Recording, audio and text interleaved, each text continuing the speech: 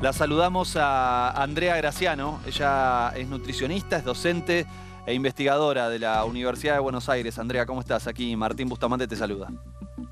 ¿Qué tal, Martín? Buenas tardes y gracias por esta posibilidad para decir lo que hemos venido diciendo a lo largo de todo el debate, de toda la discusión parlamentaria, porque lo que estamos escuchando nuevamente en este momento son los argumentos de la industria alimentaria y de sus voceros que vienen a plantear que este tipo de políticas públicas que se hacen para proteger la salud de las personas atentan contra las empresas, que generan desempleo, que van a hacer que las empresas quiebren. Ese tipo de argumentos ya los escuchamos hasta el hartazgo, los volvemos a escuchar ahora, y lo que sabemos, porque hay otros países que ya lo vienen implementando a este tipo de sistemas de etiquetado frontal desde hace varios años, como es el caso de Chile, que lo han estudiado, lo que sabemos es que no generan desempleo, que no se pierden puestos de trabajo, que no disminuyen los salarios y que por el contrario sí traen un efecto positivo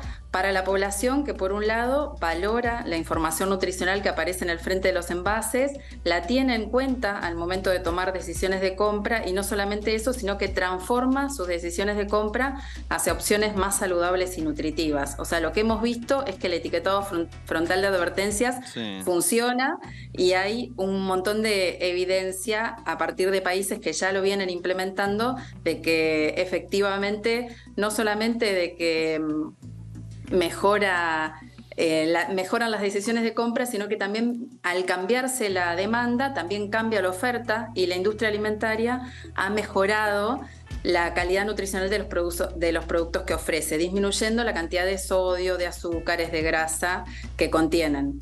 Sí, es muy interesante lo que estás contando, Andrea, porque de hecho tengo entendido que ya hay un producto de consumo masivo para niños que decidió justamente cambiar su composición para no estar afectado por esta ley de etiquetado frontal, lo cual uno dice, qué bueno.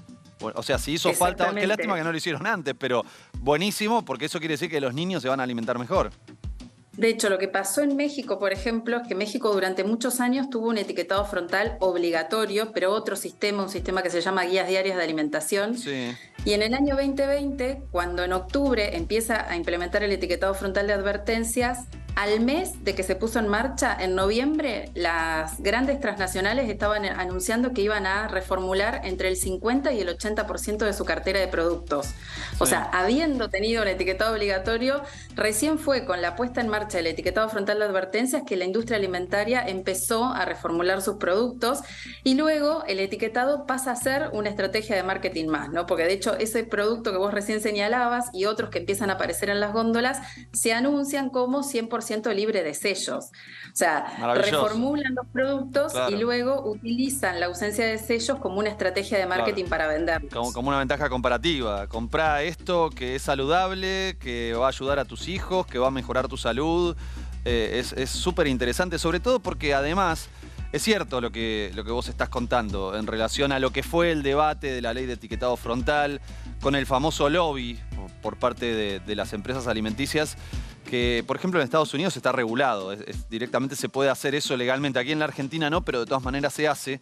Lobby quiere decir, para quienes no lo entienden, quiere decir que van personas, representantes de esas empresas y, a ver, ¿cómo decirlo de manera diplomática? Conversan, charlan con los diputados y las diputadas, con las legisladoras, para tratar de que no aprueben esa ley. Y eso fue muy fuerte. Finalmente no lo lograron. Pero lo que sí pasó en estos días, que ya me parece como algo distinto, es que se agrietó la cuestión, ¿no? Que se metió como en la discusión de la grieta política y me imagino que para vos, que sos nutricionista, profesional de la salud, que tal vez no tiene nada que ver con una... De fondo hay siempre una posición política, pero digo, tal vez no tiene nada que ver con decir a mí me gusta tal o cual candidato o tal partido político. Debe ser como fuerte, porque te ubican en un lugar político donde no necesariamente vos te manifestás. Sí, lo que pasó durante el proceso es que finalmente esta ley que se aprueba surge de la unificación de 15 anteproyectos de ley de senadores y senadoras de distintos espacios políticos y en el Senado se aprobó casi por unanimidad. cuando pasó a diputados, tuvo en el Senado 64 votos a favor y solamente 3 votos en contra, y en Mirá, diputados fue aprobada por 200 votos a favor con legisladores de todos los espacios impresionante. político-partidarios. Ahora, Qué buen dato que estás contando, porque entonces no es un tema de los progres o de los no sé quién, o de tal espacio no, y de político o hecho, de tal en, ideología, es y algo de hecho en cada transversal. uno de los, exacto, y en cada uno de los espacios, en el Senado hubieron personas, le llamamos champion, porque personas que lideraron la discusión, Sí, y por ejemplo dentro del Senado, las dos personas que fueron grandes voceros y, digamos, de la ley fueron, por un lado, Fernández Sagasti, del Frente de Todos, y por sí, otro lado, Cobos, por Juntos por el Cambio. claro, Y en diputados fue Brenda Austin ese bloque, y Fernanda y Florencia Lampreave. Digo, o sea, como en esto de entender de que claro. hubieron personas liderando estas discusiones de distintos espacios políticos, de distintos bloques y espacios parlamentarios, digamos, bloques parlamentarios. Y es muy interesante porque fue una aprobación masiva, casi unánime en el Senado y por amplia mayoría en diputados. Y ahora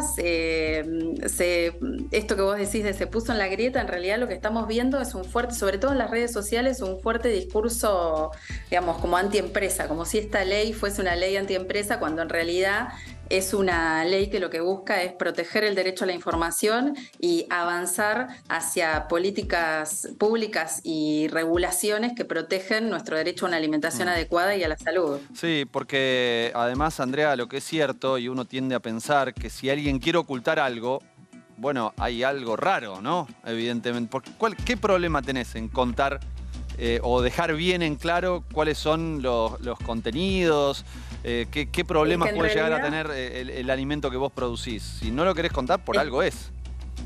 sí, es que en realidad lo que estamos obteniendo a partir de la implementación de esta ley es información adicional. Nada de lo que ya era obligatorio deja de estar, y esa información que ya teníamos, que es la información nutricional que Sí, está en la tabla, que en general se incluye en el dorso de los envases, sí. el listado de ingredientes, toda esa información sigue estando, no se sacó nada, simplemente se incorpora en el frente de los envases de manera obligatoria estas nuevas etiquetas, que pueden ser hasta 7, pueden ser de 1 a 5 octágonos y 1 o 2 rectángulos. Los octágonos nos advierten del exceso de nutrientes críticos, grasas saturadas, grasas totales, azúcares y sodio, y del exceso de calorías. Y los rectángulos nos informan cuando un producto contiene cafeína o edulcorantes. Bien. Y además del etiquetado frontal, Sí. nuestra ley es una ley integral que contiene otras regulaciones, y esas regulaciones son las que más se están, digamos, como cuestionando ahora, porque un producto que tenga, aunque sea un sello de advertencia, no va a poder hacer uso de un montón de ganchos comerciales, que sabemos que ese tipo de estrategias que se despliegan en los envases, lo que hacen es moldear nuestras preferencias de consumo, nuestros gustos, y terminan definiendo y determinando nuestras decisiones de compra. Entonces, la ley lo que establece es que con la presencia de uno o más de estos sellos, los productos no van a poder, por ejemplo, incluir personajes infantiles o licenciados, no van a poder entregar regalos, Claro. no van a poder entregar o contener deportistas o celebridades, no van a poder hacer uso de estos ganchos comerciales que generalmente la industria utiliza, Claro. como por ejemplo alegaciones nutricionales, esto de es rico en fibra, contiene omega 3, omega 6, o el sello o logos de sociedades científicas. Ese tipo de cosas no se van a poder utilizar.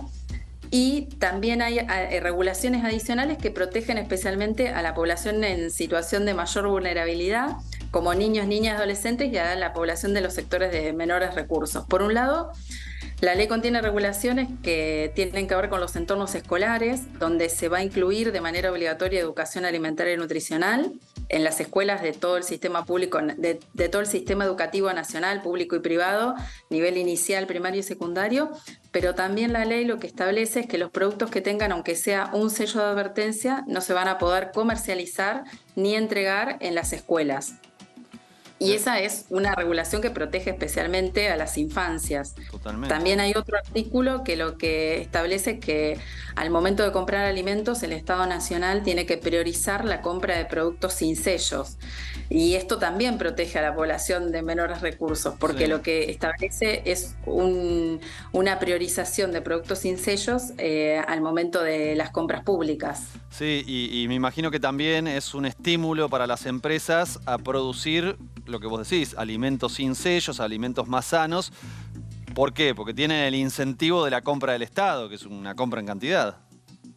Ujú. Sí, sí, en general lo que se ha visto, digamos, es que en lo que se necesitan son regulaciones integrales, que son las regulaciones más efectivas en términos de protección de los derechos y que cuanto más integrales mejor, pero también en estas transformaciones es cuando realmente se empieza a ver en regulaciones integrales, es Sí. cuando se empiezan a ver los mayores efectos, porque por ejemplo Uruguay implementó de manera obligatoria un etiquetado frontal, pero no regula otros aspectos de la etiqueta. Entonces esos octágonos compiten con, por ejemplo, alegaciones nutricionales o personajes infantiles que muchas veces son los que terminan consiguiendo que niños y niños pidan, insistan de Claro. que esos Sí, productos sí. sean lo que se compren. No, no, los padres deben estar súper contentos con esto que estás contando porque ya las niñas, los niños no van a decir quiero esa gaseosa porque está Messi. No, eso se corta en algún sentido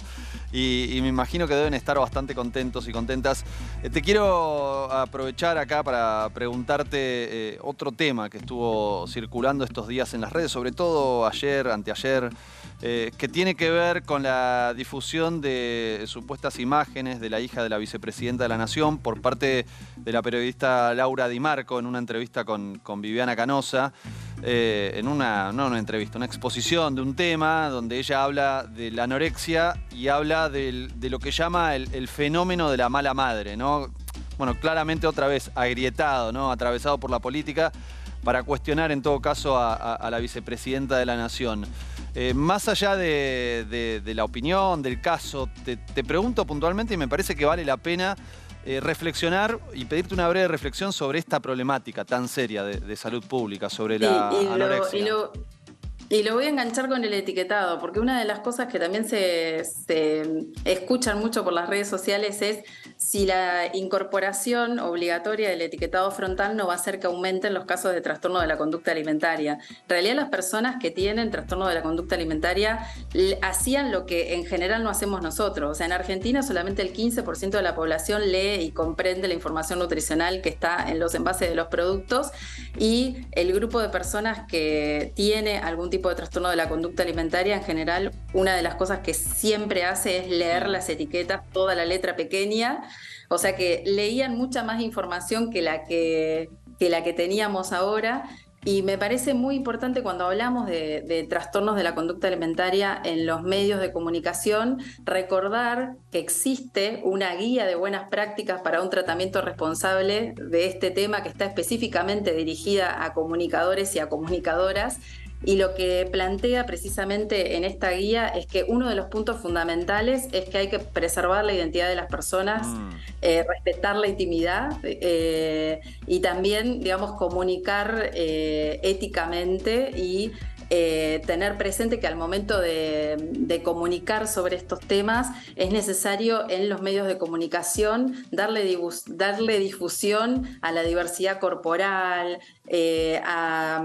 digamos, como entender que hay un montón de tipos de cuerpos diferentes, de que siempre los medios masivos de comunicación están promoviendo y motorizando un ideal de belleza que tiene que ver con un cuerpo flaco, delgado, y eso generalmente se asocia a la salud, o sea, como que los medios masivos de comunicación permanentemente comunican sobre este tema y cuando se está hablando de este tema o sea, una de las premisas básicas es preservar la intimidad de las personas bien, y me parece que está bueno que quienes comunican en medios masivos de comunicación lo hagan, se acerquen a esta ley y lo hagan con la seriedad que totalmente. este tipo de temas merece, ¿no? O sea, y la verdad que hablar de diversidad corporal es algo que necesitamos empezar a hacer en los medios masivos de comunicación, porque pareciera ser que hay un único tipo de cuerpo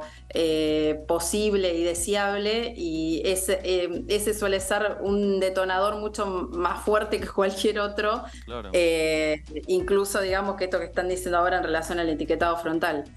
Es súper interesante lo que decís, porque además alguien incluso bien intencionado, bien intencionada, puede referirse al tema y hacerlo mal, hacerlo de forma equivocada. Así que, bueno, ahí tenemos como un desafío, ¿no? Nos estás dando una orientación a nosotros como comunicadores que es fundamental, así que también en ese sentido te agradezco muchísimo y te mando un gran abrazo. Bueno, muchas gracias a ustedes y está bueno, digo, esto de la guía de buenas prácticas, cualquier persona la puede googlear, es del ENACOM, y está buenísimo para quienes comunicamos en cualquier tipo de medios, no solamente masivos de comunicación, sino también por redes Claro, en sociales. redes. Excelente. Un abrazo grande, Andrea. Gracias, hasta luego.